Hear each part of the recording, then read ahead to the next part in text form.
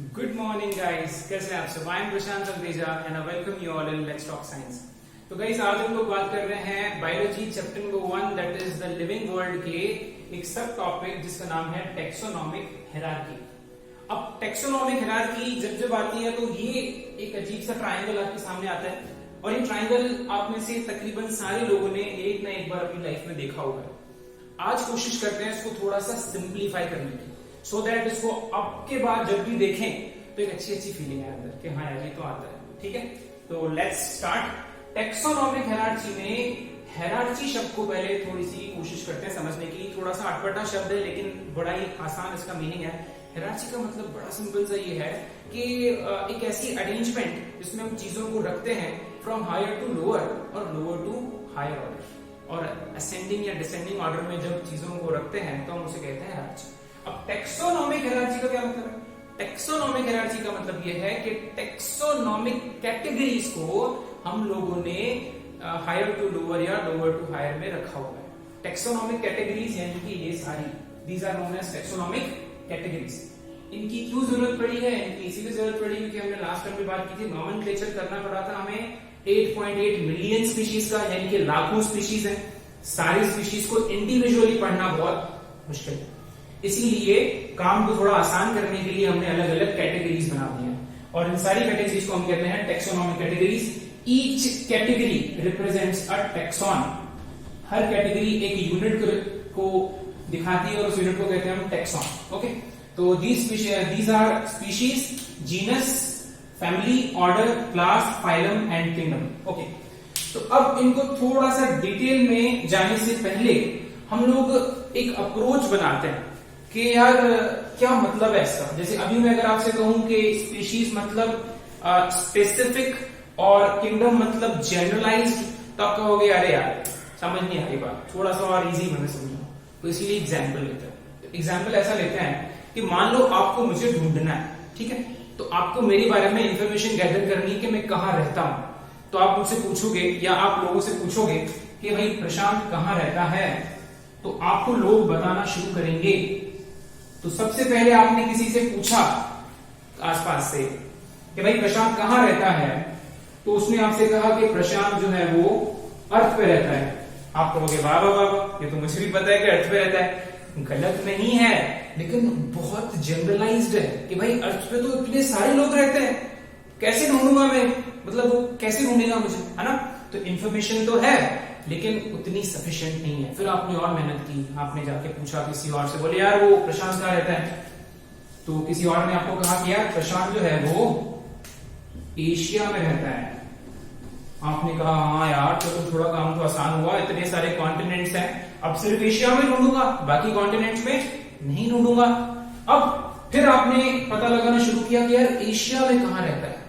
फिर आपको समझ में आया कि अच्छा एशिया में ये इंडिया में रहता है। अब जैसे ही इंडिया बोला काम आसान हो गया, अब एशिया की बाकी कंट्रीज में जाने की जरूरत नहीं है, सीधा इंडिया में घुसोगे और ढूंढोगे मुझे। स्पेसिफिक हो गया ना, आसान हो गया ना। ओके, फिर आपने पता किया भाई इंडिया में तो बहुत सारे स्टेट्स हैं, इंडिया में कहाँ रहता है। आपको किसी ने बता दिया कि भाई साहब एमपी में रहता है प्रशांत, यानी कि मध्य प्रदेश में रहता है प्रशांत। आपका दिमाग दौड़ने लग गया कि चलो यार इतने सारे स्टेट्स में जा जाकर ढूंढने से अच्छा है अब सीधा एमपी जाऊंगा, काम आसान हो गया। फिर आपने सोचा नहीं यार एक काम करो, एमपी में कहाँ रहता है ये पूछ ले। आपको किसी ने बताया एमपी में इंदौर में रहता है।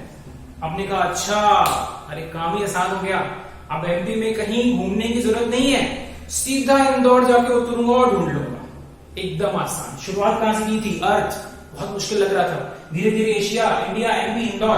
अब आपने कहा एक काम करो यार और आसान बना उसको, इंदौर पूरा भी नहीं घूमना, कौन से एरिया में रहता है इंदौर के। आपको किसी ने बता दिया यार माणिक बाग एरिया में रहता है।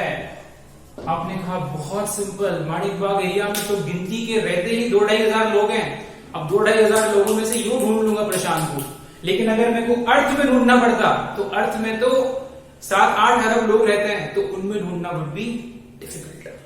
समझ में आया? समझ में आया क्या किया मैंने टेक्सोनॉमिक कैटेगरी से मिलता जुलता एक मेरा एड्रेस कैटेगरी बना दिया, और इस एड्रेस कैटेगरी में जो माणिक बाग है वो सबसे ज्यादा आसान है।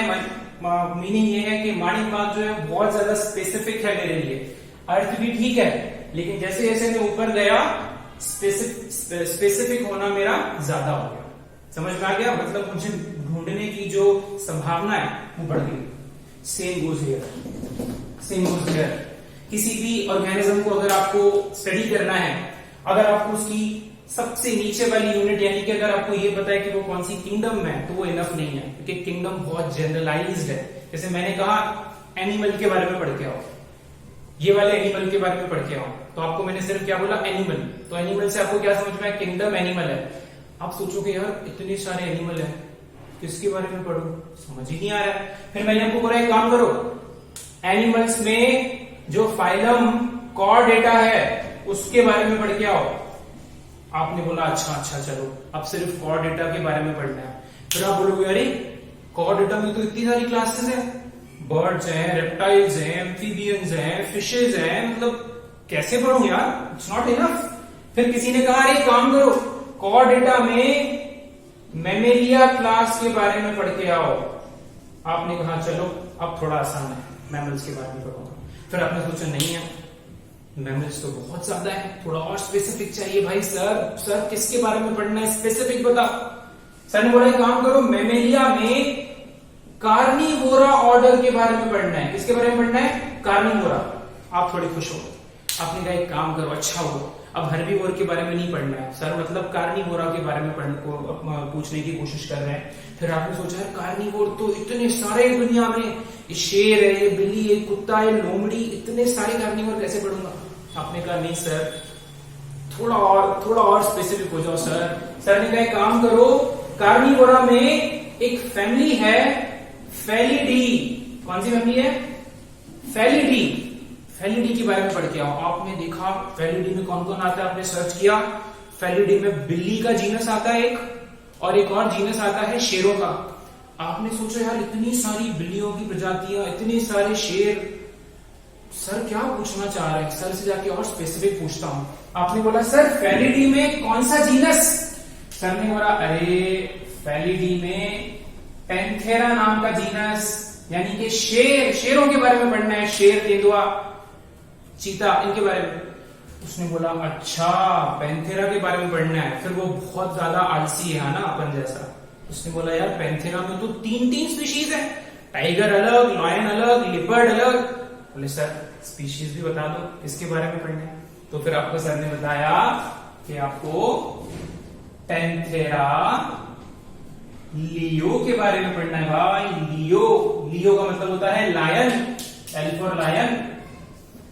आपने राहत की सांस ली, आपको समझ में आया कि अच्छा इतनी देर से लायन की बात कर रहा था, लेकिन इस लायन को अगर मैं सिर्फ किंगडम पूछ के आ जाता तो समझ में नहीं आता।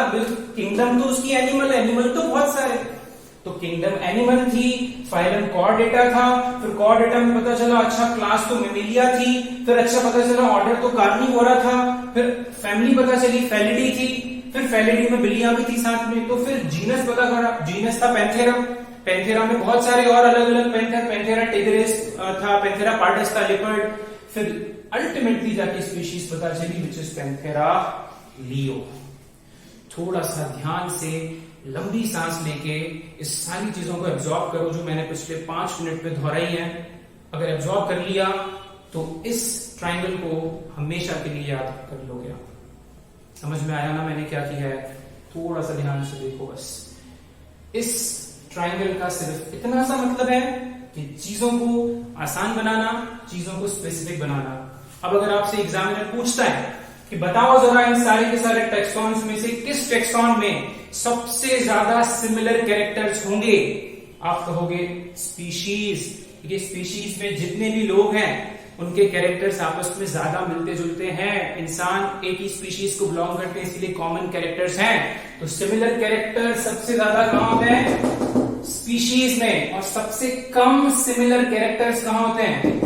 किंगडम में। क्योंकि किंगडम में सारे के सारे एनिमल्स आ जाते हैं और इतने सारे एनिमल्स हैं तो इसीलिए सबके कैरेक्टर्स अलग अलग है। तो गाइस ध्यान से देखो एक बार, these are taxonomic hierarchy categories, और इसका एग्जांपल हमने लिया है जो वो